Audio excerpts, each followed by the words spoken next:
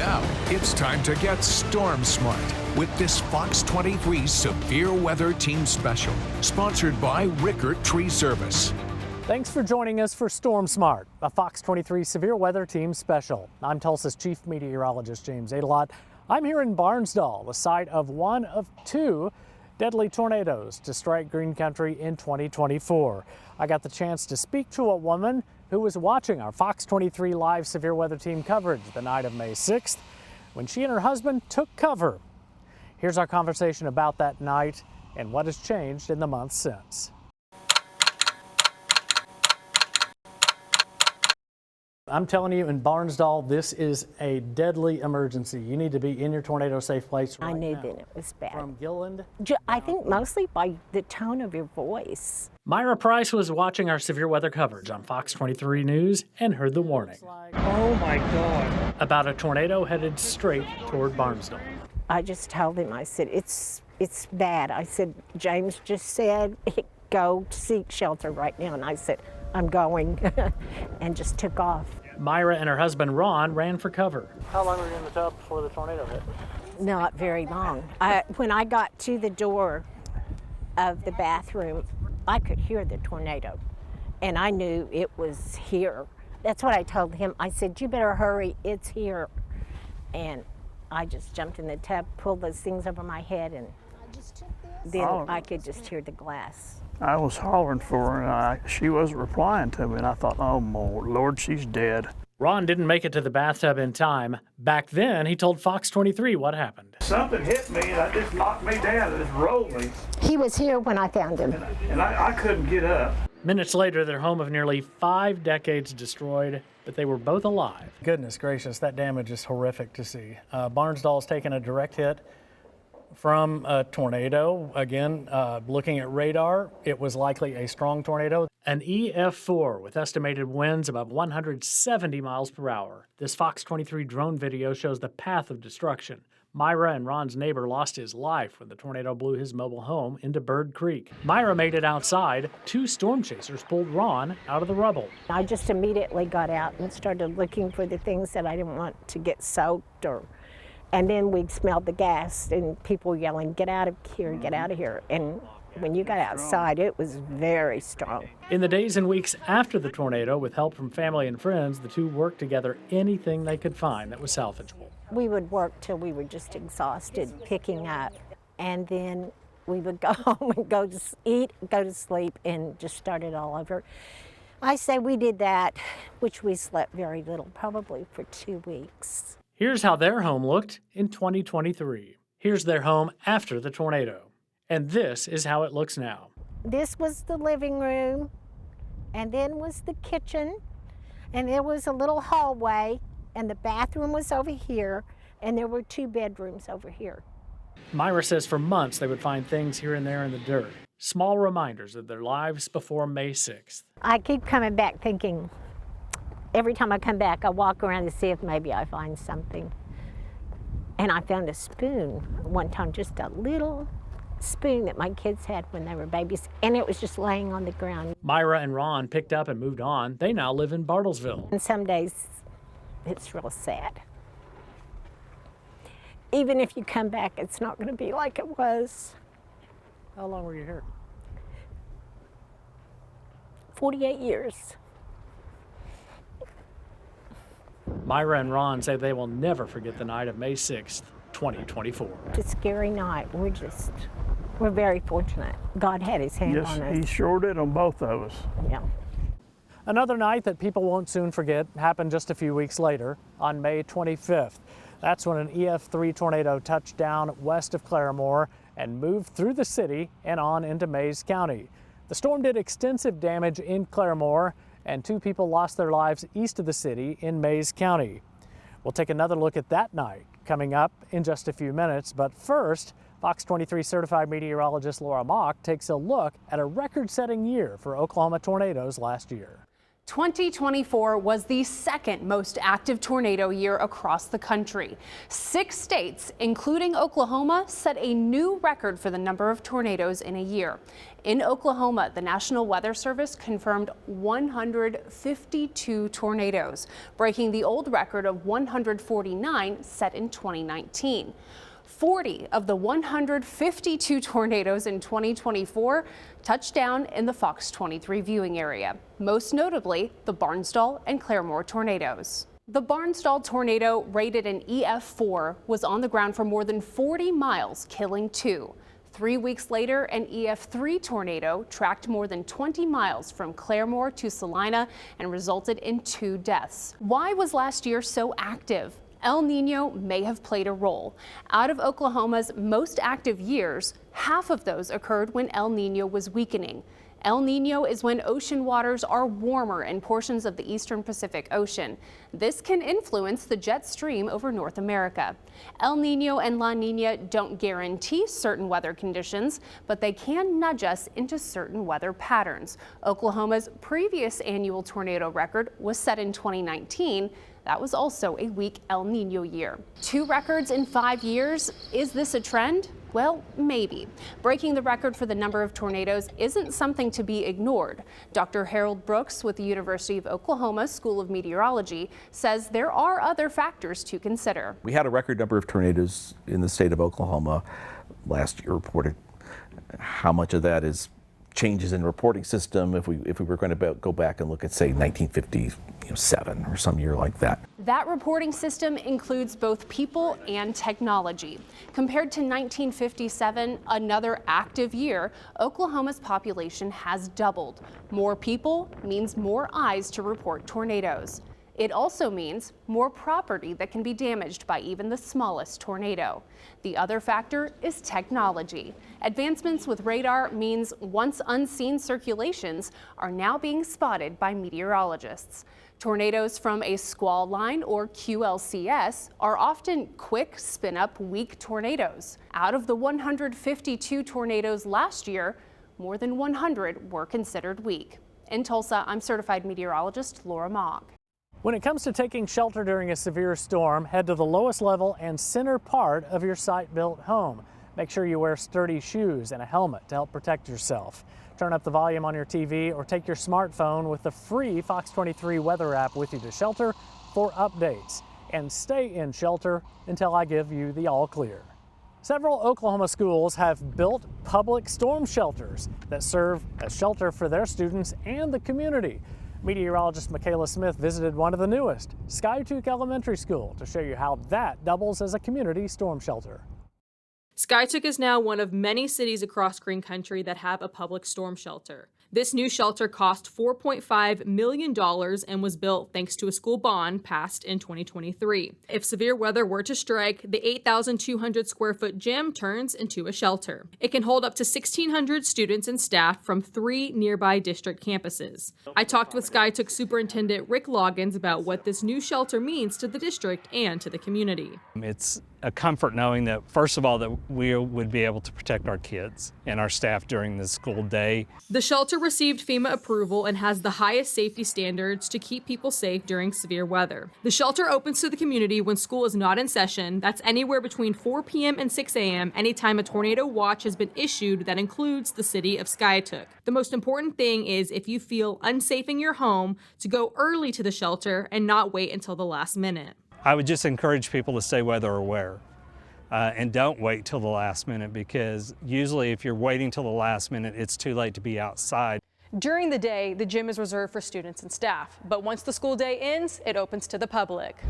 Having public shelters is great, but studies show you are still completely safe in your own home. In a research paper published in 2020 by Dr. Kim Clokel-McLean and Dr. Harold Brooks of the National Severe Storms Lab in Norman, it says, quote, 99% of people exposed to the worst tornadoes survived the experience, end quote. This research used data from the F5 and EF5 tornadoes that hit more in 1999 and 2013, the Joplin tornado in 2011, and the super outbreak in Alabama and Mississippi in April 2011. According to the research, people are safer than they realize when they are sheltering in their own home. The biggest risk comes when people wait until the last minute to leave in their cars, or they stay in homes not built to withstand strong winds. The study goes on to say, quote, the risk of death from tornadoes was 35.3 times higher for those in mobile/manufactured homes than those in permanent homes. The bottom line, if you live in a permanent home and shelter in an interior room, your chances of survival are near perfect. And if you live in a mobile/manufactured home, you should seek available public shelters like the one now available in Skiatook. I've lived here all my life in Oklahoma, and until last year, I really didn't probably take them as serious as I should have, but I will never not take a storm warning serious from now on. You can greatly improve you and your family's odds of survival by being storm smart. This includes having a safety plan in place and staying alert and having multiple ways to receive warnings on severe weather days. It's been nearly 12 years since the deadly tornado in Moore, which is the last EF5 recorded in the United States. I spoke to a tornado researcher to find out why we've not seen EF5 tornadoes since. And an old technology is one of the most reliable ways to communicate during severe storms. How amateur radio is making a comeback and helping keep people safe.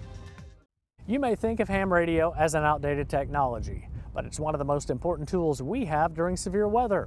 Hundreds of thousands of people nationwide volunteer in a group called Skywarn to relay important severe weather information to their local National Weather Service office.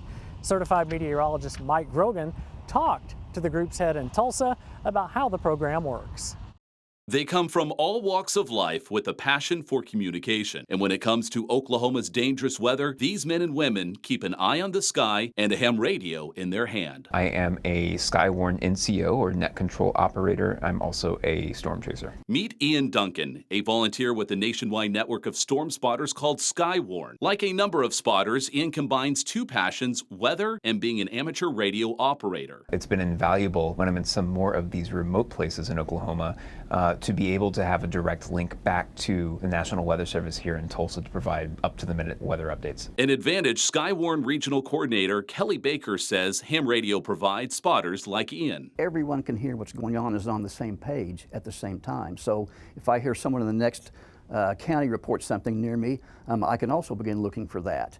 If I hear someone next door report damage to his house, I'm going to go out and look at my house for damage and see if that can be reported. For 25 years now, ham reports get relayed to the Tulsa National Weather Service office, where meteorologists use them to fill in the gaps. Their weather radar can see what's happening in the air above the ground, but we give them what's happening on the ground. These real-time reports can help NWS meteorologists like Karen Hatfield issue a warning. People may or may not be spurred to take action if it says radar indicated, but if a spotter can tell us that that tornado is actually on the ground doing damage, we can then very quickly put that into our warning information.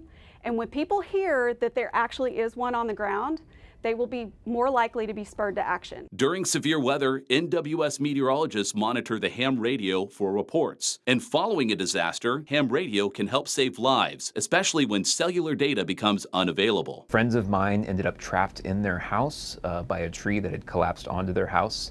They were not able to get through on the typical emergency service 911. They were able to text me. I was able to get an emergency message routed through our network to the Tulsa Emergency Operations Center, and they had police and EMS on scene within 15-20 minutes. To get involved with Skywarn, all you have to do is take a storm spotter class with the National Weather Service. But then, if you get your technician class license for ham radio, you can report immediately to the Weather Service and be a part of the broader severe weather community. Proper training combined with technology dating back a century is doing wonders for warning you when it counts the most. No one gets paid to go out and drive around and risk their cars. No one gets paid to walk outside of their home and look up and risk being hit by hail or hit by branches from trees or what have you. It's all volunteer, and I highly respect these individuals that work with us all year long to provide better severe weather warning for the public. When you take shelter during severe weather, the FOX23 Storm Trackers are out following the storm to give you a clear picture of conditions on the ground. Coming up, we'll hear from some of them about the storms they've chased that stick with them.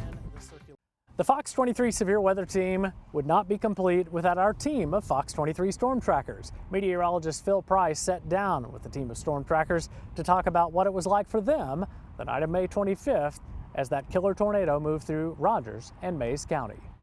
Yep, power flashes.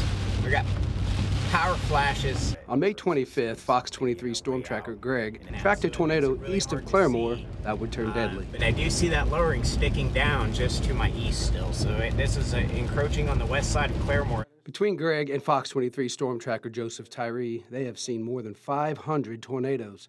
When I asked them what recent chase is most memorable, they said the same one. The Claremore tornado of this last year. There's too many to count, but the Claremore tornado last year. The day started with a moderate risk for severe storms across much of Oklahoma. It was a long day. We started in western Oklahoma, almost at Texas Panhandle, and chased several tornadoes out there, came all the way back home. Around Skytooth Lake, I had at least 2-inch hail falling. There may have been some tennis balls mixed in. The storm intensified as it moved towards Claremore. It went from 0 to 100 real fast. And that's a very concerning sign that we're spinning up a tornado right now. It may be a tornado, James, just to the south of Highway 20. This would be on the east side of Limestone. Minutes later, a warning for people in Claremore. This is moving east, so it does look like we continue to have a tornado in progress that will be moving in on the Claremore area in just the next couple of minutes. Greg and Joseph followed the tornado as it moved through Claremore. You can see on Greg's live stream, downtown Claremore didn't have any power. Oh no, oh no, oh no, oh goodness, no. Yeah, we've got debris in a neighborhood. Just east of downtown, several homes were damaged and large trees blocked the road. And again, it is still really strong.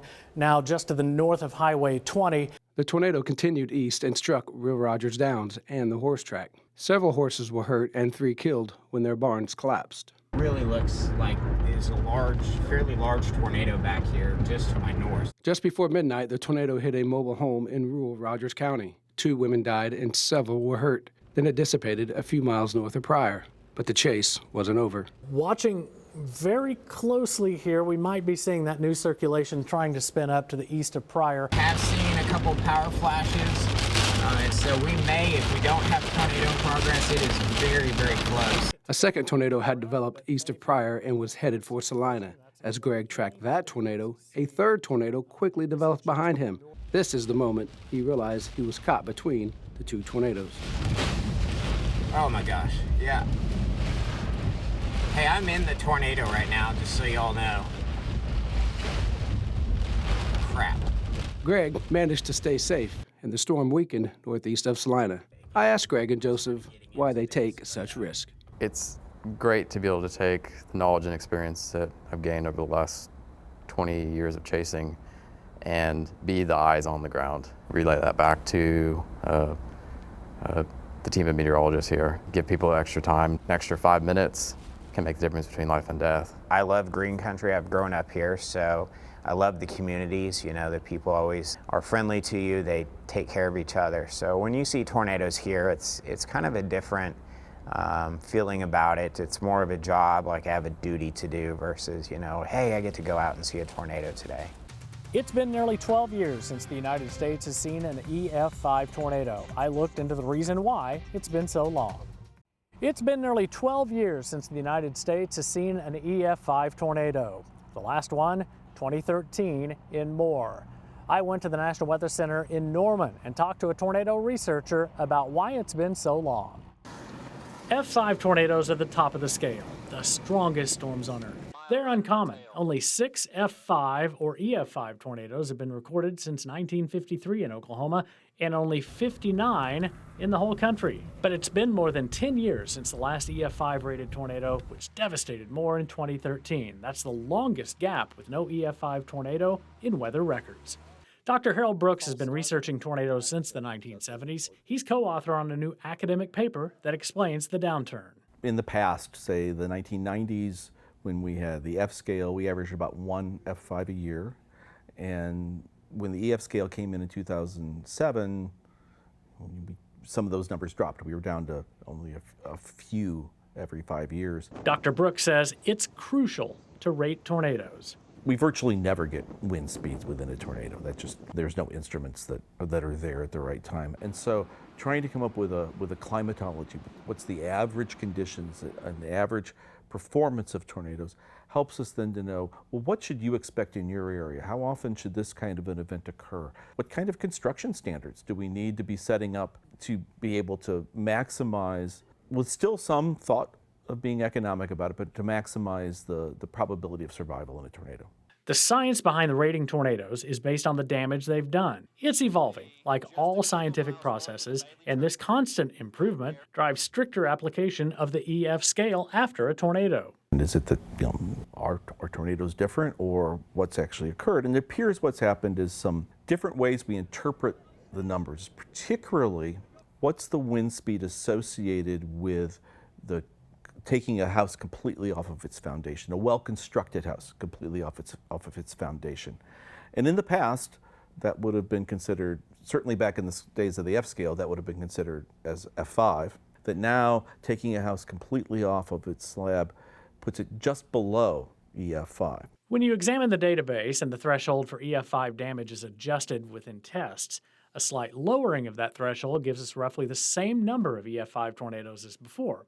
On the other hand, re-rating previous F5 and EF5 tornadoes more strictly gives us roughly the same number of EF5 tornadoes we've seen lately. That shows us the number of strong tornadoes hasn't changed. Dr. Brooks says it's important to have more data, damage documentation, and continued engineering input to be able to understand and, if necessary, revise those wind speeds estimated for past tornadoes. That kind of damage, 10 years from now, maybe some engineer comes and does a study and finds out, well, the wind speed that causes that damage really isn't 150 miles an hour. That's actually 165 miles an hour.